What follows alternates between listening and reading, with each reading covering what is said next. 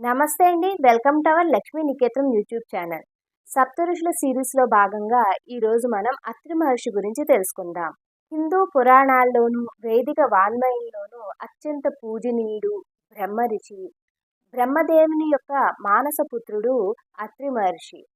సృష్టిని నడిపించడానికి బ్రహ్మదేవుడు సృష్టించిన 10 మంది ప్రజాపతుల్లో అత్రి మహర్షి కూడా ఒకరు. పురాణాల ప్రకారం అత్రి మహర్షి బ్రహ్మదేవుని మానసపుత్రుడు. కొన్ని పురాణాల్లో బ్రహ్మదేవుని కళ్ళ నుండి అత్రి మహర్షి జన్మం జరిగిందని చెప్తూ ఉంటారు. మరికొన్ని పురాణాల్లో అత్రి మహర్షి మానసపుత్రుడిగా చెప్పబడ్డాడు. అత్రి అంటే త్రిగుణాలను తన ఆధీనంలో ఉంచుకునేవారని అర్థం. అంటే సత్వగుణం, తమోగుణం, రజోగుణం ఈ మూడిటిని తన ఆధీనంలో ఉంచుకున్నవాడు. అత్రి మహర్షి వివాహం అనసూయాదేవితో జరిగింది. ఈమె కర్దమ ప్రజాపతి దేవహుతిల కుమార్తె. అనసూయ అంటే అర్థం అసూయ లేనిది అని.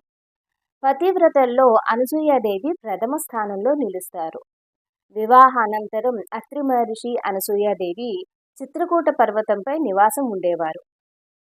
అత్రి మహర్షి అనసూయాదేవి నిరంతరం భక్తి తపస్సుల్లో నిమగ్నమై ఉండేవారు. ఒకసారి త్రిమూర్తులు ముగ్గురు అత్రి మహర్షి భక్తిని, అనసూయాదేవి పాతివ్రత్యాన్ని పరీక్షించడానికి వాళ్ళ ఆశ్రమానికి వెళ్ళారు. అప్పుడు అనసూయాదేవి వాళ్ళని చంటి పిల్లల్ని చేసి లాలించి ఆకలి తీర్చి వాళ్లతో ఆడుకుంది. ఇది చూసిన త్రిమాతల ముగ్గురు తిరిగి అనసూయాదేవి వద్దకు వచ్చి తమ భర్తల్ని తమకిమ్మని.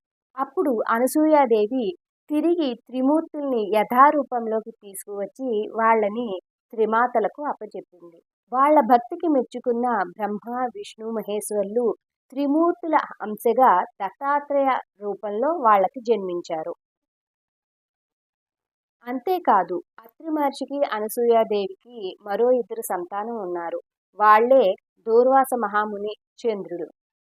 అత్రి మహర్షి మహా తపస్సంపన్నులే కాదు, ఆయన గ్రంథకర్త కూడా. ఋగ్వేదంలోని 5వ మండలాన్ని అత్రి మండలం అని పిలుస్తారు. ఇందులో 87 శ్లోకాలను అత్రి మహర్షి రచించారని చెప్తారు.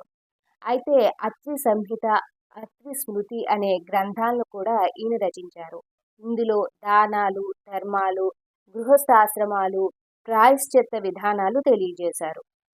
అత్రి మహర్షి ప్రస్తావన మనకి రామాయణ, మహాభారతాల్లో కూడా కనబడుతుంది.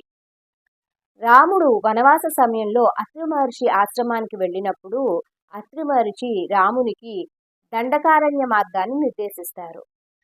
అంతేకాదు సీతాదేవికి అనసూయాదేవి పాతివ్రత్య నియమాలను కూడా ఉపదేశించారని రామాయణంలో తెలియజేశారు. ఇక మహాభారతంలో కురుక్షేత్ర యుద్ధ సమయంలో అత్రి మహర్షి ప్రస్తావన కనబడుతుంది. పురాణంలో స్వర్భానుడు అనే రాక్షసుడు సూర్యుడిని తన చీకటితో కమ్మేయగా అత్రి మహర్షి తిరిగి సూర్యుడిని ఆ రాక్షసుడి నుండి విముక్తి కల్పించారని కూడా తెలియజేశారు. ఆత్రేయ గోత్రికులందరూ అత్రి మహర్షి వంశీయులే. ఈ విధంగా అత్రి మహర్షి సృష్టి కార్యక్రమంలో తన వంతు బాధ్యతలు నిర్వహిస్తూ సప్త ఋషుల్లో ఒకరుగా వెలుగొందుతున్నారు. నా విశ్లేషణ మీకు నచ్చినట్టయితే లక్ష్మీ నికేతనం ఛానల్ సబ్స్క్రైబ్ చేయండి, లైక్ చేయండి, షేర్ చేయండి, కామెంట్ చేయండి.